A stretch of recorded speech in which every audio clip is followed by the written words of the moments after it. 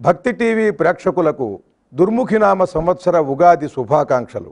భారతీయ సంస్కృతి సంప్రదాయాలను తెలుగువారి ఇంటింటా ప్రచారం చేస్తూ సంస్కృతి సంప్రదాయాలకు అండగా నిలబడిన భక్తి టీవీ ఈ దుర్ముఖినామ సంవత్సరం ఉగాది సందర్భంగా సుప్రసిద్ధులైన తెలుగు కవయిత్రులు, కవులు, పండితులతో ఈ కవి సమ్మేళనాన్ని మీ అందరి ఇంటింటికి కూడా తీసుకువచ్చే ప్రయత్నం చేస్తున్నది. ఈ సందర్భంగా ఇక్కడ పాల్గొన్న కవులు, కవయిత్రులు, పండితులు అందరికీ స్వాగతం.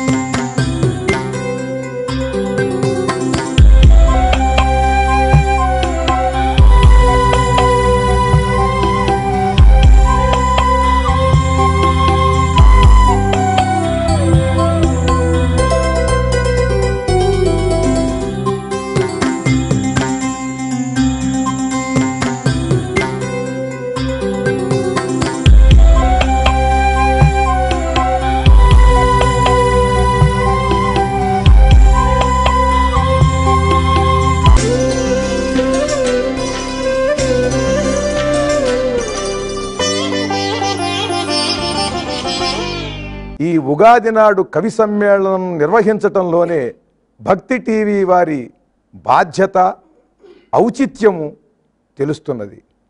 ప్రత్యేకించి భాషాయై నమః, భాషారూపిణి అయిన ఈ సరస్వతిని అర్చిస్తూ నిరంతరం ఆ సరస్వతి ఉపాసన చేసే కవి పండితులతో మాతృభాషలోని మధురమైన భావనలను ఈ తెలుగువారందరికీ తెలియజేయాలనే సదుద్దేశంతో ఈ కవి సమ్మేళనం భక్తి టీవీ వారు ఏర్పాటు చేశారు. ఈ కవి సమ్మేళనంలో ముందుగా సుప్రసిద్ధ సినీ కవులు, లలిత గీతాలపైన ఆయన డాక్టరేట్ పట్టా పుచ్చుకున్నటువంటి వారు వడ్డేపల్లి కృష్ణ గారు, ప్రాచీన కవులు ఈ వసంత ఋతువుని మధురంగా గంభీరంగా ఎన్నెన్నో విధాలుగా ప్రకృతిని పరమసూక్ష్మంగా దర్శించి పరిశీలించి రసాత్మకంగా ఈ భావాలన్నింటినీ కూడా మనకి పొందుపరిచి పద్యాల రూపంలో అందించారు. అటువంటి ఆ పూర్వ మహాకవుల పద్యాలను కూడా ఈ కవి సమ్మేళనంలో ప్రస్తావిస్తూ మీరు వాటిని కూడా వివరించాలని ఇక్కడ ఉన్న పండితుల్ని కోరుతున్నాను. మొట్టమొదట పూర్వ మహాకవుల వసంత ఋతువు వర్ణనను మీరు వివరిస్తూ తర్వాత మీ స్వీయ రచనలను కూడా వినిపించాలని కోరుతున్నాను. వసంత వైభవం. మధుర సామ్రాజ్యాధీశుడైన విజయరంగ చొక్కనాథుని ఆస్థాన కవి శేషం వెంకటపతి. అతను శశాంక విజయం అనే ప్రబంధాన్ని రచించాడు. దక్షిణ పెద్దనగా పేరుగాంచాడు. ఆయన వసంత వర్ణనం చేస్తూ ఎలా అన్నాడంటే, అంతలతాంత కుంజ సదనంత విహార విలాసవత్యుపక్రాంత వసంత రాగ విసరద్విగునీకృత పల్లవోల్ల సత్కాంతి సదారుణోదయ తత ప్రమదాకులకోక కామినీ సంతత రుచ్యుదంతము వసంతముతో చ వనాంతరంబులన్. ఆ వనశోభను ఆ వసంతంలో ఎలా ఉందో వర్ణిస్తూ, అలాగా అంటే ఉగాది అనేది తెలుగు వాళ్ళకే ప్రత్యేకమైన పండుగ కాబట్టి ఉగాది గురించి ఎక్కడ ఏ ప్రబంధంలో మనకు కనిపించదు. కానీ ఉగాది వసంతంలో మధుమాసంలో వస్తుంది కాబట్టి ఈ వసంత వర్ణనంలోనే మనం ఉగాదిని చూసుకోవాల్సిన ఆవశ్యకత ఉంది. ఎలమావిని నునుపల్కులు కలకో ఇలచేరనీక కాకము తరిమెన్ లలితుడ గునుపుని చెంగట కరుడొక్కరుడుండి కవుల కదిమెడి మాట్కిన్. సామాన్యంగా ప్రభువుల వద్ద కలులు చేరుతుంటారు. అంటే సాహితీ ప్రియులైన కవుల్ని వాళ్ళు దరిచేరనీయకుండా చేస్తుంటారు. అంటే వసంతంలో కోకిల స్వరమెత్తగానే కాకి ఇది నా సంతతి కాదు అని తరిమేస్తుంది. అలాగే ఈ కలులు కూడా కవుల్ని ప్రభువుల దరికి చేరనీయకుండా చేస్తారని అన్యాపదేశంగా చాలా చక్కగా వారు చెప్పడం జరిగింది. ఆయన హృదయ పద్యాలనే గాక గేయ రగడల్ని కూడా ఆ కాలంలోనే రచించడం గమనార్హం. చాలా సంతోషం వడ్డేపల్లి కృష్ణ గారు. ఈ సందర్భంగా పింగళి సూరన రాఘవ పాండవీయం అని ఒక ద్వ్యర్థి కావ్యం రాశాడు. ఒకే పద్యంలో ఒక అర్థం రామాయణాన్ని సూచిస్తుంటే రెండవ అర్థం భారతంలోని కథని సూచిస్తూ ఉంటుంది. ఆ రాఘవ పాండవీయంలో ఆయన వసంతాన్ని వర్ణించాడు. అంత వసంతమొప్పే చరమాగ్రిమభాగ చరాఖలర్తు సామంతమనంత జాలక సమంజస రంజిత కుంజ కుంజరోధ్వాంత నితాంత సాంద్ర మధుదాన విజృంభిత బంభరస్వనాత్యంత నిరంతరీకృత దిగంత మతాంత లతాంత కుంతమయీ. ఈ పద్యంలో ప్రాస ఎంత మధురంగా, ఎంత గుబాళింపుతో అందంతో ఉన్నదో అంత మధురంగా మకరందంతో పుష్పములతో ఆ లతలన్నీ అల్లుకుని ఉన్నాయి అని ఈ పద్యానికి అర్థం. ఇటువంటి అద్భుతమైనటువంటి వర్ణనలు మన పూర్వ మహాకవులు తమ తమ కావ్యాలలో ఈ వసంతం గురించి ఎన్నో విధాలుగా వర్ణించారు. శ్రీకృష్ణదేవరాయలు తన ఆముక్తమాల్యద కావ్యంలో వసంత ఋతువులో పరమాద్భుతమైనటువంటి భావాల్ని అద్భుతమైన శైలిలో చాలా సంక్లిష్టమైనటువంటి భాషతో మన ముందుంచాడు. ద్విజతగాంచియు మధుసేవ విడువలేక జాతి బాసిన తేంట్ల నిస్వనము గూడుకొనుటనోయన కోకిల స్వనము చెలగే తనకు మరి పంచమత్వంబు తప్పకుండా. ద్విజత గాంచియు, ఈ తుమ్మెద దీనికి ద్విజత్వం వచ్చింది. ద్విజుడు అంటే బ్రాహ్మణుడు అనే అర్థం ఉన్నది, పక్షి అనే అర్థం ఉన్నది, పాము అనే అర్థం ఉన్నది. ఎందుకంటే రెండు జన్మలు ఎత్తుతాయి. ఒకటి గుడ్డు రూపంలో, తరువాత బయటకు వచ్చిన తరువాత, అలాగే ఉపనయన సంస్కారముల తరువాత మంత్రానుష్ఠానములను నిరంతరం జపిస్తూ శాస్త్రాధ్యయనం చేసేటువంటి వాడు ద్విజుడవుతాడు. ఇలా ఈ తుమ్మెద కూడా గుడ్డు రూపం నుండి తుమ్మెదై ద్విజతగాంచియు, ఇది ద్విజత్వాన్ని సంపాదించి కూడా మధుసేవ విడువలేక, దీని కర్మ వెళ్ళి ఆ పువ్వుల్లో ఉన్నటువంటి ఆ మధువుని సేవిస్తోంది, మధుపానం చేస్తోందండి. ఇది ద్విజతగాంచియు మధుసేవ విడువలేక జాతి బాసిన, జాతి భ్రష్టత్వాన్ని పొందినట్టే ఈ ద్విజుడు వెళ్ళి మధుపానం చేస్తుంటే, ఒక శాస్త్రాధ్యయనం చేసిన బ్రాహ్మణుడు సారా తాగేవాడైతే వాడికి ఏం విలువ ఉంటుంది? ఆ మధువుని తాగి ఈ ద్విజులైన తుమ్మెదలన్నీ తాగినవాడు ఏం చేస్తాడు? ఏదో వాగుతాడు, దానికి అర్థం ఉండదు, పైగా స్థిరంగా ఉండడు, అటు ఇటు తూలుతూ ఉంటాడు. ఈ తుమ్మెద కూడా అటు ఇటు తూలుతూ ఊగుతూ ఉంటుంది తాగినవాడిలాగానే. దానికి తోడు అర్థం పర్థం లేకుండా ఏదో ఒక రొద చేస్తున్నట్టుగా వాడు ఇది రొద చేస్తూ ఉంటుంది. ఇటువంటి ఈ తుమ్మెదల రొదని తాను వినటం వల్ల ఈ కోకిల తన పాట ఈ రొదలోంచి అందరికీ వినిపించాలి అని అంటే ఎంత కష్టమో గ్రహించి కోకిల స్వనము శలగే తనకు మరి పంచమత్వంబు తప్పకుండా. ఈ తుమ్మెదలు ద్విజత్వం కలిగి ఉండి కూడా మధుపానం చేసి ఇష్టం వచ్చినట్టుగా ఇవేవో రొద చేస్తున్నాయి.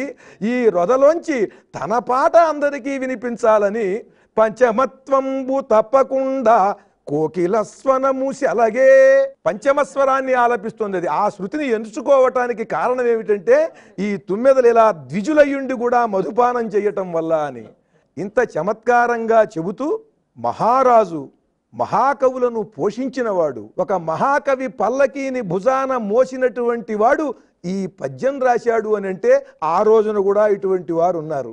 ఇది మహాద్భుతమైనటువంటి పద్యం. వర్తమాన పద్యనాటక రంగస్థలంలో ప్రచండుడై శ్రీకృష్ణ పాత్రకు పరమాద్భుత సౌందర్యమూర్తిగా నిలబడి ఇటు పద్యగానంతోనూ పద్య రచనంతోనూ కూడా తెలుగువారందరినీ ఉర్రూతలూగించిన గొప్ప కవి, గాయక, నట, విద్వత్ సార్వభౌముడు మా అక్కిరాజు సుందరరామకృష్ణ గారు.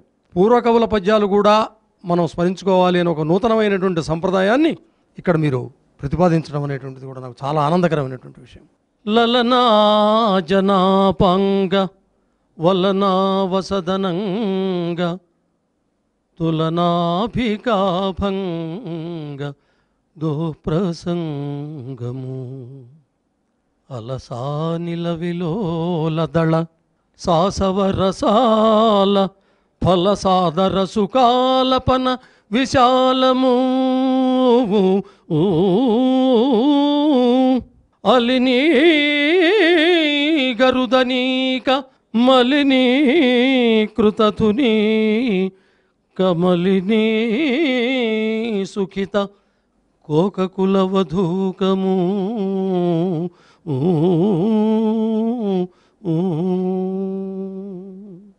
అతికాంత సలతాంత లతికాంతరనితాంత రతికాంతరణతాంత సుతనుకాంతము. ఇక్కడ వరకు మనకు వినడానికి ఇది శబ్దాలంకార భూయిష్టమైన ఆ సందర్భంలో చెబుతూనే ఈ వసంత ఋతువు యొక్క గొప్పదనం ప్రాభవం ఎలా ఉందో చెప్పుకొచ్చాడు. చివరిలో అకృత కామోద కురవక వికలవకుల ముకుల సకలవనాంత ప్రమోద చలిత కలిత కలకంఠకుల కంఠకాకలి విభాసురము బుల్చు మధుమాస వాసరం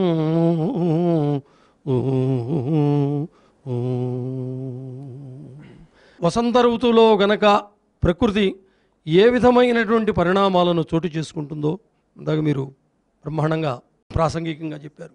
తుమ్మెదలనండి, మరి కోకిలలనండి, ఇవన్నీ కూడా వాటి వాటి సహజమైనటువంటి ధోరణిలో ప్రకృతి పులకించిపోయేట్టుగా అవి వాటి కోసం చేయవు, వాటి లక్షణం అది.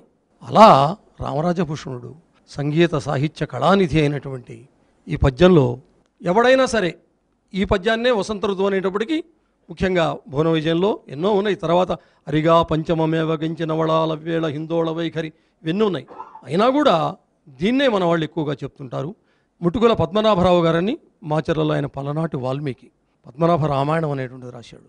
మన్మధుడు వసంతుడు ఇట్లా మనం ఈ వసంత ఋతువులో మనం చెప్పుకుంటాం. వింత వసంత కాంత కనువిందగు రాగరస ప్రయుక్త భాస్వంత విచిత్ర కుంచగుని. విచిత్రమైనటువంటి భాస్వంతమైనటువంటి ఒక కుంచగుని వింత, ఇందాక మీరు చదివింది కూడా తకారం, బిందుపూర్వక తకారం. వింత వసంత కాంత కనువిందగు రాస ప్రయుక్త భాస్వంత విచిత్ర కుంచగుని. వింత వసంత కాంత కనువిందగు రాగరస ప్రయుక్త భాస్వంత విచిత్ర కుంచగుని. వ్రాసిన వర్ణపటంబునాగ తత్కంతు నిశాత కుంతముల గౌశనలై. తత్కంతు నిశాత కుంతముల గౌశనలై. గౌశన అంటే ఎందుకు చెప్తా. చిగురాకు జంపముల్ వింతల సంచరించే వింతల సంచరించే పృథివీరుగ శాఖల శోణరేఖలన్. అయితే ఇప్పుడు ఇందాక ఆయన ఆకుల రాలుపాట అంటే మీరు కవి కాబట్టి వెంటనే అది వివరించండి అనేసారు. ఇక్కడ కూడా ఈ వింత వసంత కాంత కరువిందుగా రాగరస ప్రయుక్త భాస్వంత విచిత్ర కుంచగుని అంటే ఒక చిత్రకారుణ్ణి ఇక్కడ మన ముందు దృశ్య సాక్షాత్కారం చేస్తున్నాడు. ఏం చేశాడు? మన్మథుడు నిశాత కుంతముల కౌశనలై. ఏమంటే మనం మామూలుగా కూడా ఈ నిశితమైనటువంటి పదునైనటువంటి మన్మథుని బాణములకు ఒక రకమైనటువంటి ఆ పదును పోకుండా ఒక తొడిగట్ట ఈ కౌశనలు అంటే అది. దానికి ఎక్కడ ఏ విధమైనటువంటి గుచ్చుకొని ఇవ్వకుండా అది ఆ తొడిగినట్లుగా వృక్షశాఖల మీద ఉండేటువంటి చిగురాకులు మన్మథుని యొక్క బాణములను తలపించేటువంటి రీతిలో ఉన్నాయి. వృక్షాలన్నీ అలా కనపడుతున్నాయి, చిగురాకులతోటి బ్రహ్మాండంగా ఉన్నాయని ఎక్కడ ఊహండి. చాలా సంతోషం అక్కిరాజు గారు. భక్తి టీవీ మాతృభాష పైన భక్తిని యువతరానికి పెంపొందించేందుకు గాను ఈ కవి సమ్మేళనాన్ని ఏర్పాటు చేసింది. ఒక నడి వయస్సు వారికి ఆపై వారికి చెప్పవలసిందేమీ లేదు. వారు ఈ వసంత వర్ణనలన్నీ కావ్యాలు చదివో లేదా మరేది విధంగా అయినా సరే వారు తెలుసుకోగలరు, కొంత చదువుకున్నారు. వారి కోసం కాదు ఇది, ముఖ్యంగా యువతరానికి. మీ వంటి పెద్దలందరినీ పిలిచి ఇది నాయన వసంతం, ఇది పద్యం, దీంట్లో ఉన్న మాధుర్యం ఇది అని మీరు రాగయుక్తంగా చదివి చెబుతారనే భక్తి టీవీ వారు ఇటువంటి కార్యక్రమం ఏర్పాటు చేశారు. మీరు చక్కగా మంచి పద్యాన్ని ఆలపించారు, చాలా సంతోషం. అద్వైత సిద్ధాంతాన్ని బాగా ఆకళింపు చేసుకుని ఉపనిషత్తులన్నింటినీ కూడా క్షుణ్ణంగా చదువుకుని ఇటు ప్రాచీన సాహిత్యాన్ని, ఆధునిక సాహిత్యాన్ని కూడా కాచి వడబోచిన మసన చెన్నప్ప గారిని వసంత కవితాగానం చేయవలసిందిగా, పూర్వ కవుల వసంత ఋతు పద్యాలను ముందుగా తెలియజేయవలసిందిగా కోరుతున్నాను. భక్తి టీవీ ప్రేక్షకులకు నమస్కారం. ఆధునిక కవులతో ఏర్పాటైన ఈ సమ్మేళనంలో పూర్వ కవుల వసంతగానం చేయడం చాలా బాగా అనిపిస్తూ ఉంది. మనకు తెలుగులో రాజకవులు ఉన్నారు, కవిరాజులు ఉన్నారు. నన్నెచోడిని తర్వాత కృష్ణదేవరాయల్ని మనం పేర్కొంటూ ఉంటాం. మనకు ప్రబంధ కవుల కంటే ముందు ఈ వసంత ఋతు వర్ణనల్ని గమనించినట్టయితే మనకు నన్నెచోడు మాత్రమే ఈ రంగుల పండుగను బాగా వర్ణించినట్లుగా నాకు అనిపిస్తుంది. విరి నిరివేనలుందవిలి వ్రేల కచంతర పుష్పమాలికల్దొరగగ వల్వలంగములతో కదియన్నును పూతలిమ్ముగా దెరల విభూషణౌగమణి దీప్తులు గ్రాల మహోత్సవంబునన్ పురజనులర్తిమై జలగి బోరణముర్రటలాడి రెల్లెడన్. ఈ గొట్టాలు, పిచికారీలు ఆ రోజుల్లో కూడా ఉన్నాయి. వాటిల్లో వాళ్ళు రంగునీళ్లు నింపి ఒకరి మీద ఒకరు వాళ్ళు చల్లుకున్నారు.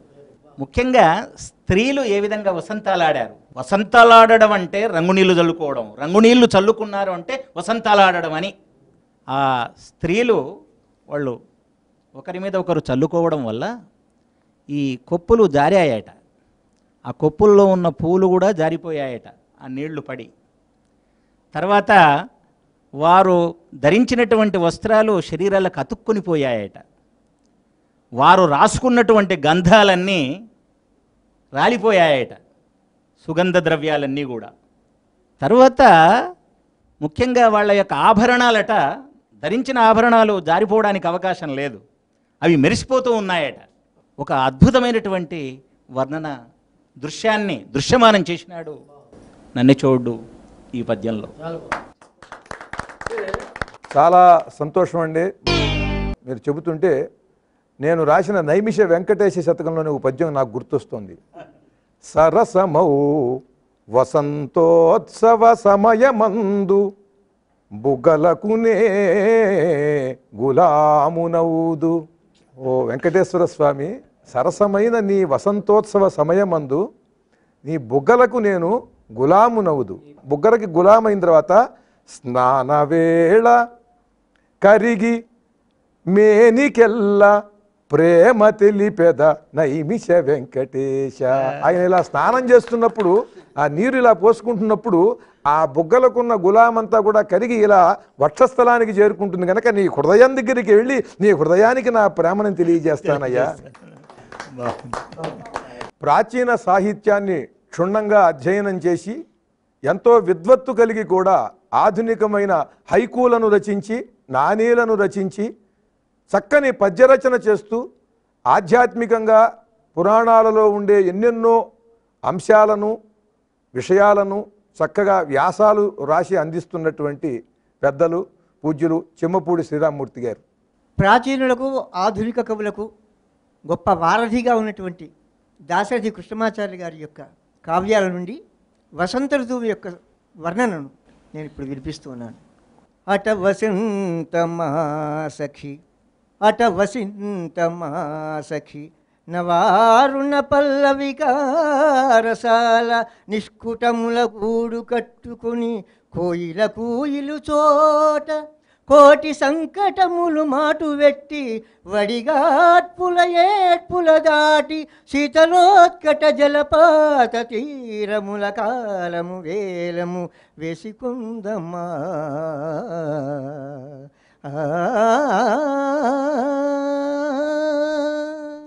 వసంత ఋతువును ప్రియసఖిగా భావించి వడగాడ్పులు, ఏడ్పులు ఇవన్నీ దాటి జలపాత తీరాల్లో ఉన్నటువంటి ఒక మామి చెట్టు యొక్క తొర్రలో మనం నివసిద్దాము, చక్కగా కాలక్షేపాలు చేద్దాము సఖి.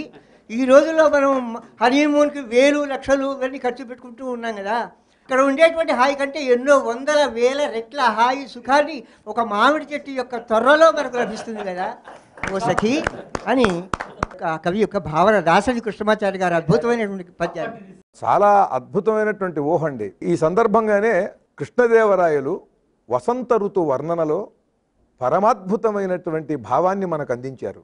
దిగ్గియనంచతూడుగొని తీరవనేక్షువు వంక మీదుగా నగ్గెడ పుల్లకేసరమునందు వసింపగా ఎక్కు నూలి నున్ప్రగ్గమునందనారత మరంద సరస్యరవింద గోష్ఠికిన్ వెగ్గలమాడు తేంట్లు మరువింటికి పూనె గుణద్వయముగన్. ఒక పరమాద్భుతమైన భావన. దిగ్గియన అంచతూడుగొని, దిగ్గియ అంటే దీర్ఘిక, ఒక సరస్సు.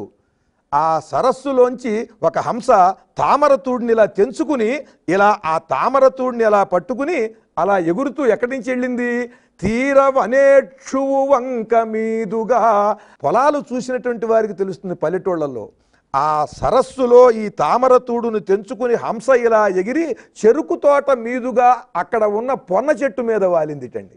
పొన్న చెట్టు మీద వాలినప్పుడు ఈ తామరతూడు నుంచి సన్నని దారాలు వెలువడతాయి కదా, ఈ దారాలు ఈ చెరుకు వింటికి నారిలాగా వచ్చేయిట. ఈ చెరుకు వింటికి నారిలాగా వస్తే ఇదేమో హంస అక్కడ ఉన్నది. అక్కడి నుంచి ఏం చేశాయి?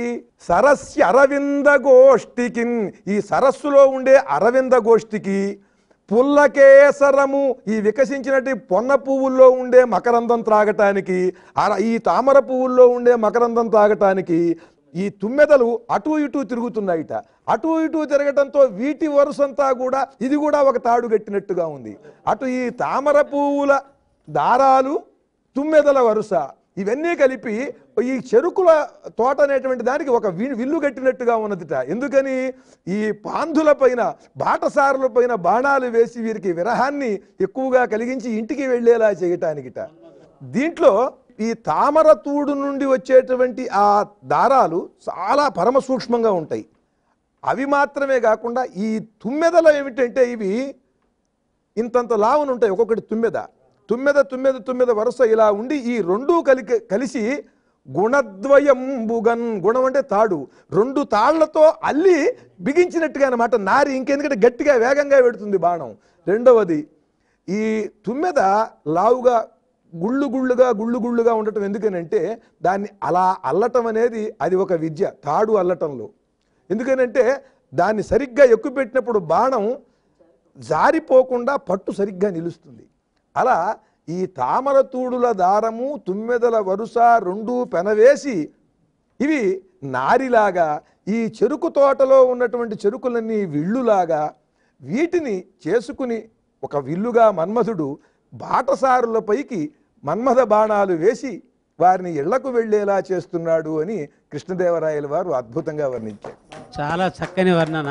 పద్యమంతా ఒక ఎత్తు, ఆ చివరిలో గుణ శబ్దం అనేటువంటిది, అల్లెత్రాడు అనేటువంటిది వెంటనే చదువుకున్న వాళ్లకు పండితులకు స్ఫురిస్తుంది. కానీ వివరణ చూడండి ఎంత చక్కగా ఉందో. కాబట్టి కృష్ణదేవరాయల ప్రత్యేకత కృష్ణదేవరాయలదే. ఈ పద్యాలన్నీ విన్న తర్వాత ఈ కవి సమ్మేళనం అనే సంగతే నేను మర్చిపోయాను. ఎన్నో లలిత గీతాలను మధురంగా వ్రాసి ఎన్నెన్నో వచన కవితా సంకలనాలను రచించినటువంటి శ్రీమతి శ్రీపాద స్వాతి గారిని వారి వసంత కవితా గానం వినిపించవలసిందిగా కోరుతున్నాను. ఆలపించరాదటే ఆమని ఒక గీతం, గాలి కొసల గుసగుసలు, వాళ్ళు మొయిలు రుసరుసలు, కొసరి కొసరి నీ స్వరాన కోయిల తీయని రసధునివై. ఆలపించరాదటే ఆమని ఒక గీతం, అడవిలోని హరితమై ఆకుచాటు అలజడివై, శిశిర సంధ్య సీమలో అలదుకొన్న హరివిల్లై, కలబోసిన సప్తవర్ణ సమ్మిశ్రిత రూపమై.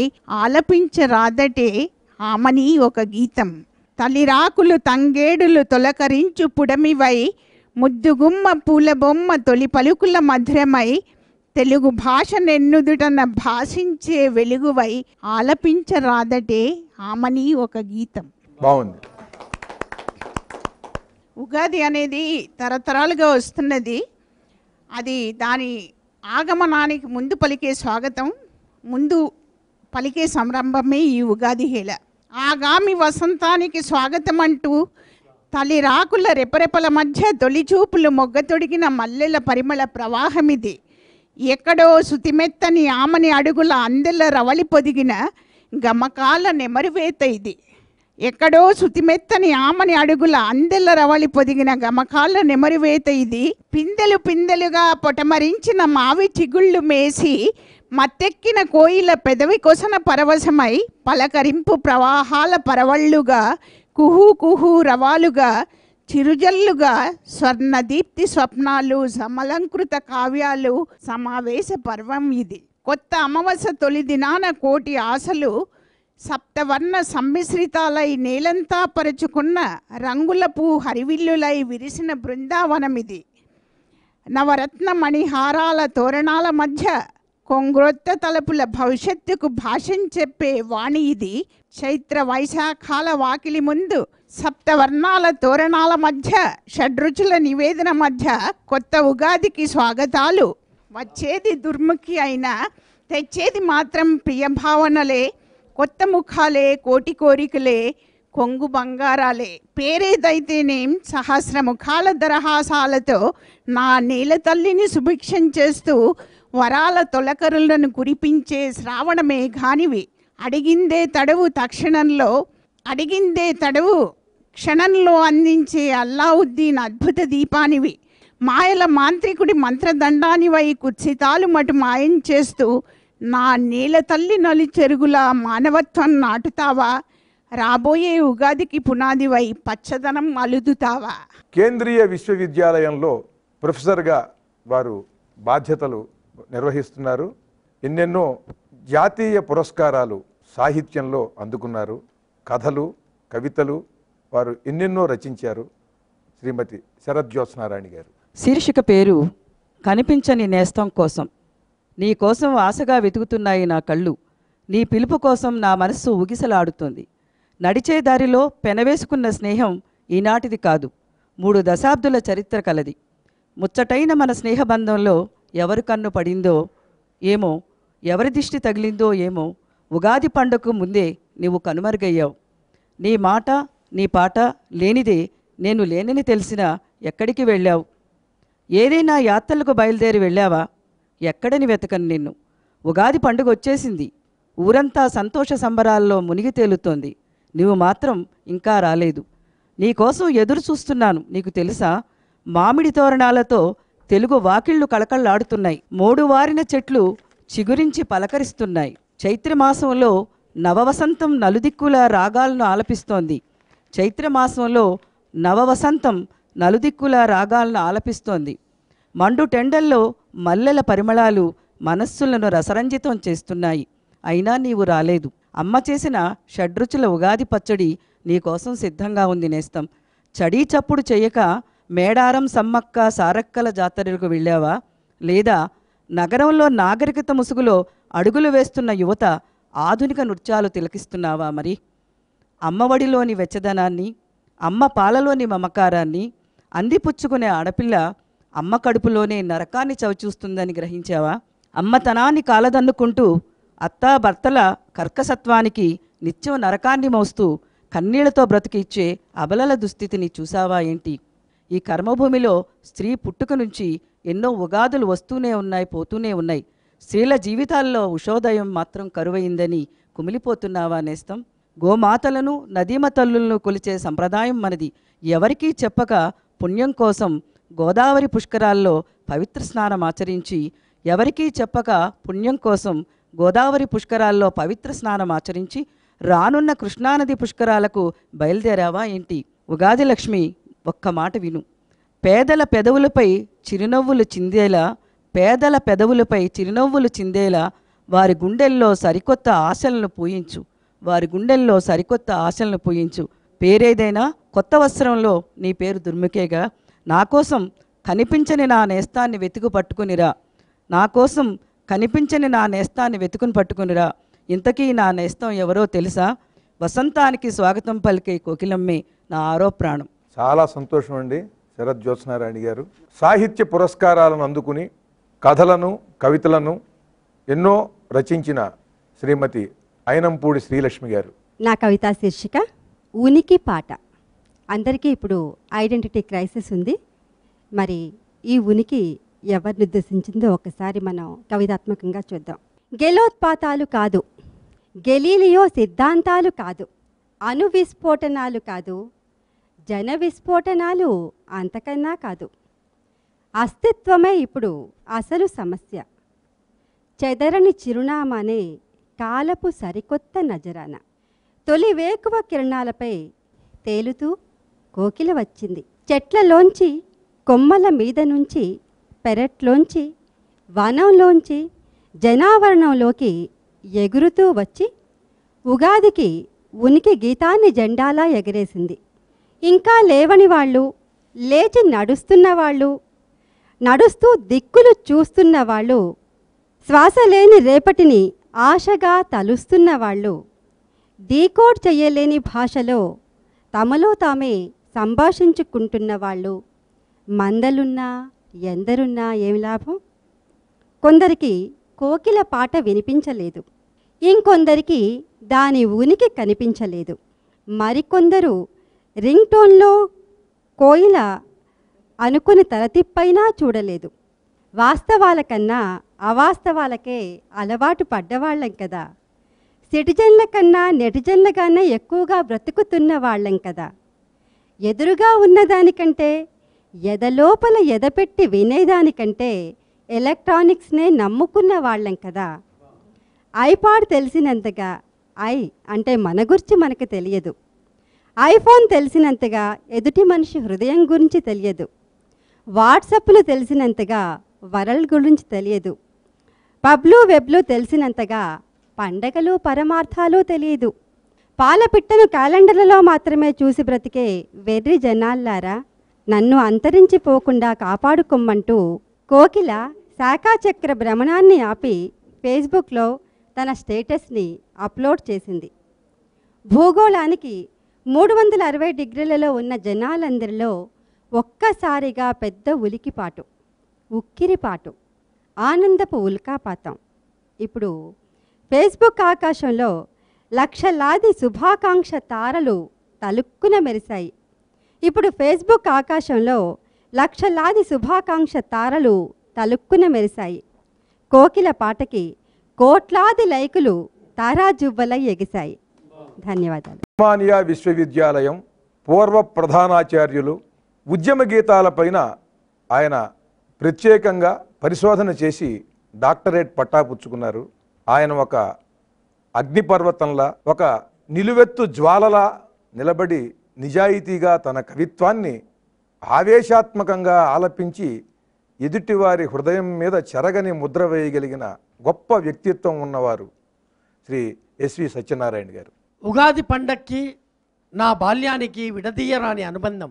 నా బాల్యానికి మా పల్లెటూరికి బలమైన పేగుబంధం. పండగ రాగానే పొలోమని మా అమ్మమ్మ ఊరికెళ్ళే వాళ్ళం. పచ్చని పొలాల్లో ఉగాది వసంతాన్ని చవిచూసేవాళ్ళం. ఏడాదికి సరిపడా కమ్మని జ్ఞాపకాలని ఎదనిడ్డా నింపుకొని వచ్చేవాళ్ళం. అప్పుడు మా ఊరు వేప దుప్పటి కింద ముడుచుకున్న పండు ముత్తైదులా మురిసేది. భలే భలే. అప్పుడు మా ఊరు వేప దుప్పటి కింద ముడుచుకున్న పండు ముత్తైదులా మురిసేది. కోడి కూతలకు పులకిస్తున్న వెచ్చని ఉషోదయంలా మెరిసేది. కోకిలమ్మ పాటలకు ప్రతిధ్వనిస్తున్న మంగళ వాద్యంలా పాడేది. మావి రెమ్మలతో విచ్చుకున్న మయూరములా ఆడేది. రంగురంగుల అందమైన ముగ్గుల రథమై ఊరేగిది. చిన్నప్పుడు మా ఊరు మోటబావుల పాటయ్యేది, నీటి చలమల ఊటయ్యేది. ఊరంతా గుడి ముందర పంచాంగ శ్రవణమయ్యేది. బసవన్న వేషమై ఆడేది, సాతాని చిరుతలై మోగేది. చిన్నప్పటి మా ఊరు. ఇప్పుడు మళ్ళీ ఉగాది పండగైతే వచ్చింది, కానీ మా వేడుకలకు వేదిక, మా జ్ఞాపకాల దీపిక అమ్మమ్మ ఊరు మాత్రం అదృశ్యమైంది. గుడిసెలు గూడాలు లేవు, పొలం పుట్రల జాడలు లేవు. కొండలెక్కడా, గుట్టలెక్కడా, చెరువులెక్కడా, బావులెక్కడా, తుమ్మలెక్కడా, తూములెక్కడా. తోటలేవి, బాటలేవి, చిన్నపిల్లల ఆటలేవి, ఇల్లు వాకిలి చక్కబెట్టే ఆడపడుచుల ముగ్గులేవి, పల్లెకే పర్వాన్ని తెచ్చిన గంగిరెద్దుల బసవడేడి, దప్పు మోతల దరువులేవి, కొమ్ము బూరల కూతలేవి. ఫ్యాప్ సిటీ కాటేసిందట, బయోపార్క్ బుసకొట్టిందట, ఎయిర్పోర్ట్ ఎగరేసుకుపోయిందట, కొండ చిలువలు మింగేసినాయట. ఊరంటే ఏమిటి నాన్న అని పిల్లలు అడిగితే గోడ మీద వేలాడుతున్న పెయింటింగ్ చూపాల్సిందే. ఉగాది ఎలా ఉంటుంది నాన్న అని అడిగితే శిల్పారామం బాట పట్టాల్సిందే. అద్భుతం సత్యనారాయణ గారు. ఈ ఉగాది నాడు మీరు ఒక ఉగ్ర కోకిలై మీ మీ ఆవేదనని చాలా చాలా అద్భుతంగా మీరు వ్యక్తీకరించారు. ఇప్పుడు దుర్ముఖినామ సంవత్సరం సందర్భంగా మీ స్వీయ కవితని వినిపించవలసిందిగా కోరుతున్నాను వడ్డేపల్లి కృష్ణ గారు. ఆగ మేఘాలపై అరుదించే దుర్ముఖి, అరిష్ట నామధేయ అరిషడ్వర్గ షణ్ముఖి. ఎందుకో నీ పేరు వింటేనే అందరికీ అనుమానం వేస్తోంది. నీ తీరు ఎలా ఉంటుందో నన్న భయం కలుగుతోంది. నూతన సంవత్సరమా అనేక ఆశల రమ, మాకు నీటినింకా కరువు చేసి కన్నీటిని పెంచకు సుమా. గండిపేటకు ఎప్పుడో గండి కొట్టించావు, సింగూరు ముఖం చిట్లించావు. అయినా మంతనాలతో మహారాష్ట్ర మైత్రితో మన్మథ మాత్రం మాకు గోదావరి నదిపై గొప్ప ప్రాజెక్టులకు దారి చూపింది. కరెంటు కోతలకు వాతలు వేసింది. అమ్మా దుర్ముఖి, ఆ మాత్రం మేలు నువ్వు చేసినా చాలు, అనర్థాలు చేయకుంటే అదే 10,000. మధుమాస వసంతుడు నీ పేరు విని నీ ముఖం చూడడానికి వెనుకాడుతున్నాడేమో, ఆలస్యంగా అడుగు పెడుతున్నాడు. అందుకే తన ఆగమనాన్ని మార్చిలో కాక ఏప్రిల్కు మార్చుకున్నాడు. ఈసారి వేప కూడా వేడుకగా పూచినట్లు లేదు, మామిడి బాగా కాచినట్లు లేదు. కుహు రాగాల కోయిల కూడా జనారణ్య నగరంలో కూత వేసినట్లు లేదు. ప్రకృతి పరిస్థితి ఎలా ఉన్నా మాకు వికృత దుస్థితి కలిగించకు. మా నేల సస్యశ్యామలమయ్యేలా సమవృష్టిని కురిపించు. మహదానందం మాలో వెళ్ళి విరిసేలా ఇక పరిపాలించు, మమ్మల్ని మురిపించు. చాలా బాగుందండి. చక్కని సూచనలు చేశారు మీరు సమాజానికి. చాలా సంతోషం. ఇప్పుడు అక్కిరాజు వారు. కాళీయ దైవతం బనగా కాలమటన్న వసంతకాలమే, లీలలటన్న నీవే ఎవరెన్ని వచించినా నిర్భయుండనన్ కాలగళుండే. దాతయన కర్ణుడే సత్యములివి లంచాల దొరాగా, మహాత్మా కవి సన్నుత తిరుమల వెంకటేశ్వర. కవియన అల్లసాని గాయకుడన్నను ఘంటసాలయే, కవులకు రక్ష ఏడుగడ కామితదాయిని శారదాంబయే. చెల్వపురాగము సింధు భైరవే, నటశేఖర తిరుమల వెంకటేశ్వర. అందమనంగ సృష్టిని అహల్యదే, అద్భుతమౌ మన తెలుగు భాషలో కందమనంగ తిక్కనదే. కమ్మని రాగమటల్న కాపియే, విందన సంకురాత్రియే, కవీసుల దృష్టిని వేల్పటల్నా గోవిందుడవివెరా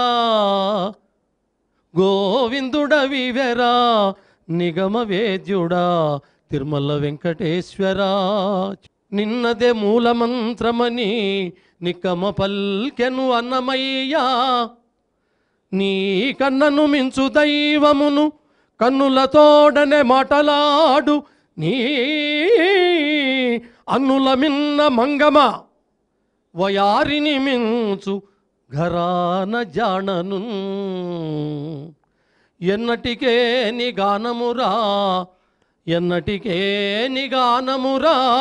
ఇద్దర తిరుమల వెంకటేశ్వర. ఆ ఆ ఆ.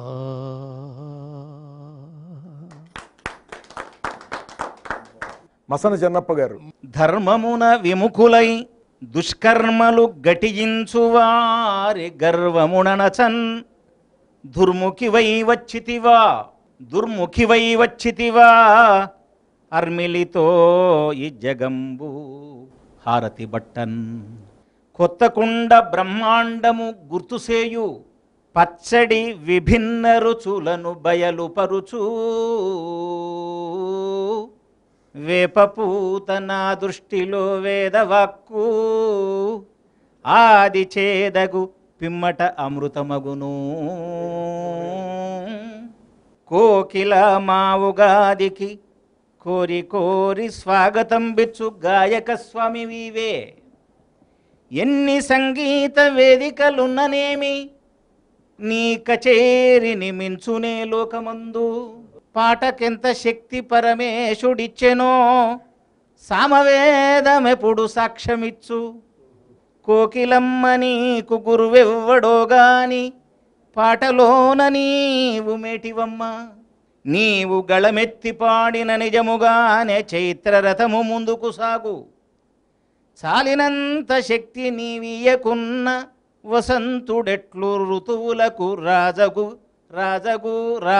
చువర్దిల్లగలడు నీవు మామిడి కొమ్మపై నిలిచియున్న వగరు మామిడి తీయనైవరలు చుండు భేదభావము విడనాడి విశ్వజనులు తీయగా నుండు మనడి సందేశమేమో ఈశ్వరుడు నిన్ను సృజించీయకున్న 6 ఋతువులలోపల ఆ వసంతుడెక్కడుండెడివాడు రాజెప్పుడైనా గొప్పవాడగు కవి గాయకులను బ్రోచి బాగుంది. ఎన్ని ప్రళయములో సృష్టిలెన్నోగాని గడచిపోయినవి అయినను కమ్మనైన నిదు గొంతులో పాట రాణించుచుండు భువనములు చేసి కొన్నట్టి పుణ్యమేమో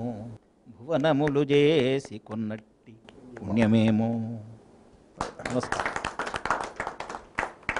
చెమ్మపూడి శ్రీరామ్మూర్తి గారు. తెలుగుదనానికి వందనం గేయ కవిత. ఈ రాగమాలిక ఒక్కొక్క చరణాన్ని ఒక్కొక్క రాగంలో దీన్ని సమకూర్చడం జరిగింది. ఆ రాగం పేరు కూడా ఆ చరణంలో ఉల్లేఖింపబడింది. తెలుగుదనమానికిదే వందనం, వెలుగుధనమానికిదే వందనం, తెలుగుదనమానికిదే వందనం, వెలుగుధనమానికిదే వందనం. దుర్ముఖివై వచ్చినేడు సమ్ముఖమున చేరినావు, షణ్ముఖ ప్రియ కృపతో మమ్ము సన్ముఖులను చేయు తెలుగుదనమానికిదే వందనం. పూల బంధువులే వచ్చి తేనె సింధువులే తెచ్చి జాను తెనుగు దాజి పూల జావలీల నీ పాడా, మా విళ్ళకు లేచి ఉళ్ళ వలువలు తొడిగిన కలికి చిలకమ్మల చెవికమ్మలతో ఆడితివే కులికి. అధర్మాల మాల త్రిప్పు అక్రమాశ్రమాల గుల్చి అవినీతిని గీతయనే నేతల చేతలను మార్చు సింజిని శివరంజని శశిశీతల చందనవని పత్రహరిత వర్ణభాసిని పవిత్ర నీల జలదకేశిని తెలుగుదనమానికిదే వందనం. పంచకట్టు చీరకట్టు ప్రపంచాన రహింస షడ్రుచుల ప్రసాదమే షడ్వర్గము హరించ. పంచకట్టు చీరకట్టు ప్రపంచాన రహించ షడ్రుచుల ప్రసాదమే షడ్వర్గము హరించ. పంచాంగ శ్రవణ కవనధార శుభామృతము పంచ అలయుగుండియలకు మధ్యమావతి వై స్మృతులు పెంచ తెలుగుదనమానికిదే వందనం, వెలుగుధనమానికిదే వందనం, తెలుగుదనమానికిదే వందనం, వెలుగుధనమా నీకిదే వందనం. ఈనాటి ఈ కవితా గోష్ఠిలో నా వంతుగా దుర్ముఖినామ సంవత్సరానికి స్వాగతం పలుకుతూ, ఓ దుర్ముఖినామ సంవత్సరమా, ఈ సంవత్సరంలోనే కృష్ణా పుష్కరాలు రాబోతున్నాయి. పుష్కర వేళకున్ పూర్ణ జలముతోడ కృష్ణానదియే ప్రవహించుగాక. మామిడి పండ్లును మరి పుచ్చకాయలున్ సరసమై సహజమై దొరుకుగాక. మాటలకు తగిన కోటలు నిర్మించి తెలుగు నేతలు ఇలా వెలుగుగాక. దుర్గమ్మ గుడి ప్రక్క దుర్ముఖి అయిపోక వంతెన దృఢముగా వచ్చుగాక. ఎందుకంటే విజయవాడలో ఆ దుర్గకొండ ప్రక్కన కృష్ణానదికి ఆనుకుని చాలా విశాలంగా రహదారి రాబోతున్నది. అది రాకపోతే చాలా కష్టం కృష్ణా పుష్కరాలకి. కనుక దుర్ముఖి అయిపోక, ఈ దుర్ముఖి నామ సంవత్సరం అయిపోకుండానే దుర్గమ్మ గుడి ప్రక్క దుర్ముఖి అయిపోక వంతెన దృఢముగా వచ్చుగాక. సకల కులములుగా అది పచ్చడిగా మారి, సకల కులాలు పచ్చడైపోవాలి. సకల కులములుగాది పచ్చడిగా మారి ఐకమత్యామృత రుచి అందుగాక. తెలుగు తెల్లేంగుపై నెక్కి తిరుగుగాక. సుముఖియవుగాక దుర్ముఖి శుభములొసగి. గుడింతాలలో కనబడు సంగీత వాద్యాలు, అక్షరాలలో వినబడు అమృత మధుర నాదాలు. తలకట్టే సన్నాయి దీర్ఘమే ఏక్తారా, గుడి కొమ్ము కుడి ఎడమల తబల కొమ్ము దీర్ఘమే వీణ వట్రుసుడి తంబురా. ఈత్వమే మ్యాండిలీను ఔత్వమే సాక్సోఫోను, ఐత్వమే వేణువు విసర్గ శంఖము. యత్వము ఏత్వము వాయులీనము, ఓత్వం మృదంగం ఓత్వం జలతరంగిణి. సున్నాయే ఘటము ఈ చిహ్నాలకు ప్రణామము. గుడింతాలలో కనబడు సంగీత వాద్యాలు, అక్షరాలలో వినబడు అమృత మధుర నాదాలు. ఈ ఉగాది శుభ సందర్భంగా భక్తి టీవీ వారు కవి పండితులతో చక్కని కవితాగోష్ఠిని ఏర్పాటు చేసి భాషా మాధుర్యాన్ని ప్రజలకు పంచుతూ భాషా వ్యాప్తికి తోడ్పడుతున్నందుకు వారికి హృదయపూర్వకంగా ఒక కవిగా ఈ కవి పండితులందరి తరపున నా ధన్యవాదాలను కృతజ్ఞతలను తెలియజేస్తున్నాను.